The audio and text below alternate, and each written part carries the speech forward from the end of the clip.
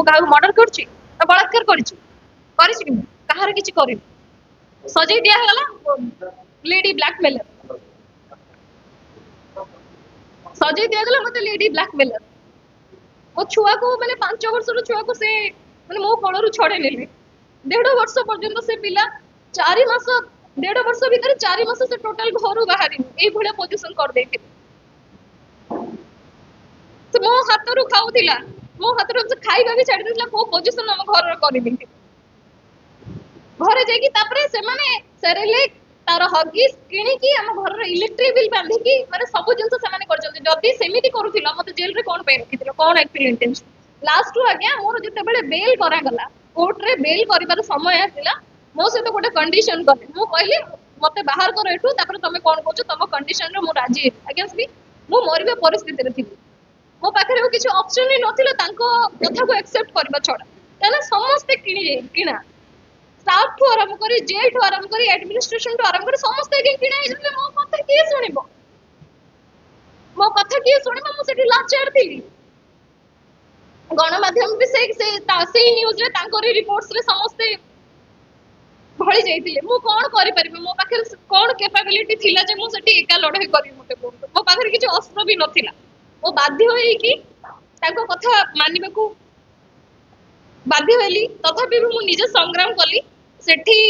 last କୁ ମତେ କହିଲେ ତୁ ମେଣ୍ଟାଲ ତୁ ତୋ ଛୁଆ କଥା ଭାବି ଭାବିକି ତୁ ମେଣ୍ଟାଲ ହେଇଯାଇଛୁ ତତେ ସେଭଳିଆ ଲାଗୁଛି ବୋଲି ଗୋଟେ ପିଟିସନ ଲେଖ ଆମର ଡିଷ୍ଟ୍ରିକ୍ଟ ଜଜ୍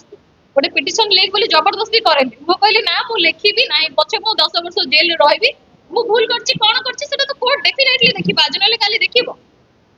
ମୋର ସେ ବିଶ୍ୱାସ କୋର୍ଟଙ୍କ ଉପରେ ଅଛି ତ ଆପଣ ଯାହା କରନ୍ତୁ ମୁଁ କୌଣସି ମେଡିକାଲ ଗ୍ରାଉଣ୍ଡ ନେବି ନାହିଁ କି କୌଣସି ମୋର ମେଣ୍ଟାଲ ଇନଷ୍ଟାବିଲ ଅଛି ବୋଲି ମୁଁ କୌଣସି ଜିନିଷ ଉଲ୍ଲେଖ କରିବି ନାହିଁ ବୋଲି ମୁଁ ତାଙ୍କୁ ସେଥିରେ ମୋର ଯୁକ୍ତି ତର୍କ ହେଇଥିଲା ଯୋଉଟା ସେଥିରେ ସମସ୍ତେ ଉପସ୍ଥିତ ଥିଲେ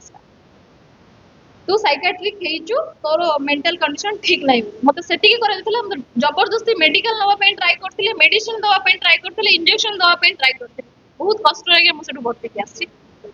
ଏବେ ବି ବହୁତ ସାରା ଲୋକ ବହୁତ ସାରା ଅସାମାଜିକ ଲୋକ ମୋ ଘର ପାଖକୁ ଆସିକି ମୁହଁରେ ଏସିଡ ଫୋପାଡ଼ି ଦବୁ राज्य छाड़ी जा मो साथ 3टा कंडीशन करथिले तू साइकियाट्रिक बोली तू निजे कह लिखिक दे चल आम मेडिकल नहीं जीवु तोर प्रेस्क्रिप्शन बनइबू तापर कहते तू राज्य छाड़ी पड़े जोटा कि संपूर्ण जेल स्टाफ मान सामने रही जोटा आग को तदंत हवा नितांत आवश्यक आपण से एविडेंस शुणी दिंतु निजे कंप्लेनेंट कौन कहते निजे शुणी दिंतु केमिति पैसा देकी किणा है तांको भी किडनैप करा है तांको भी फेरार करा है 1.5 वर्ष पर्यंत फेरार करा जायतिला तांको जो एनबीडब्ल्यू तांका अगेंस्ट रे हला भी फेरार करा जायतिला एई घटना पर मु जाननी जे सी भी सुरक्षित रहइबो कि नै गायब कर देबे ताको ममिता मेयर बने देबे कहयबो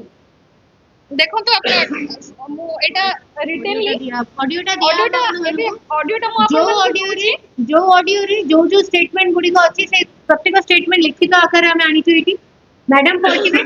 आ से प्रत्येक ऑडियो रो आपण माने जदी ऑडियो चाहउचंती ऑडियो आपण को व्हाट्सएप को निहाती भाबरे दिए श्रद्धांजलि बेहरा जे कंप्लेनेंट मोरो केस रा कंप्लेनेंट से निजे कन्फेस करिसंती निजे कहिसंती सेतिरे फर्स्ट से कहिसंती कि मोरो पैसा नीड अछि एथि पई मते कि कोर्ट फी आ घर भड़ा दबा को पडुची एते बड़ दुनिया रे मु एका मु जॉब करि पारुनी कोठी गोटे मते बिजनेस न कले मु केमिति चळी आर न हेले पार तो मु करिबी ना मोर कोनोसी सोर्स ही नाही मते यूज करूथिले से माने सेति पई मते पैसा दउथिले मु किछि करिया पई चाहूची हेले किछि करि पारुनी एटलीस्ट मते सेटल हेले करि दियंते से माने मते एमिति हालत रे छाडी दिले जे मो पाखरे आ ठोपा पाहुलाटे नाही से माने मते यूज एंड थ्रो करि छाडी देले मु तो से माने को 4 रु 5 कोटी टंका मागु नथिली जेते कि होउची एटलीस्ट गोटे अमाउंट जोथिरे मु व्यापार करिके चली पारिबी प्रथम स्टेटमेंट कंप्लेनेंट श्रद्धांजलि द्वितीय है मोर बेल हेलार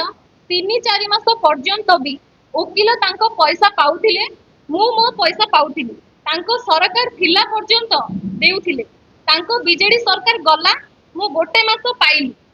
तापरे एडवोकेट भी तांको पैसा पाइले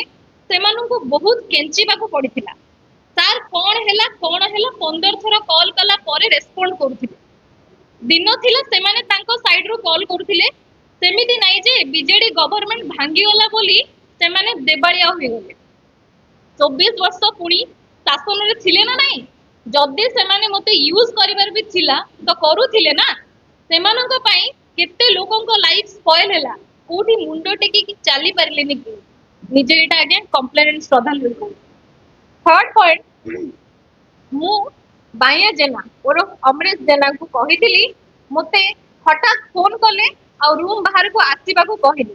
बाया जेना आसिला कहिला मते देखा करबो तापरे डीसीपी प्रतीक सार को पाखु को नहीं कि गला देखा कराइबो डीसीपी सार कहिले जा हबो आमे जणैबु तापरे